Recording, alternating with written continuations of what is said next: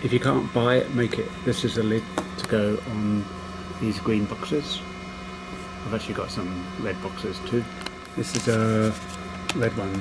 I left the raft on, but anyway, this is a red box. I'm going to be doing blue boxes too, and it's a USB charger for your Never charger. You'll see this is slightly thinner, so you can see the change in light colour when it changes from charge to charging. These are going to be made in blue as well. Charging now, currently charging.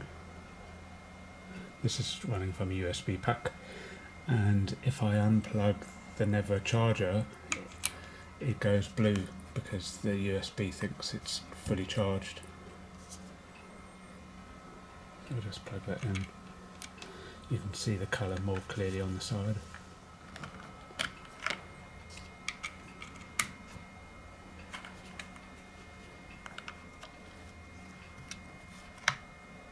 So red, charging, and it'll go blue when it's finished charging.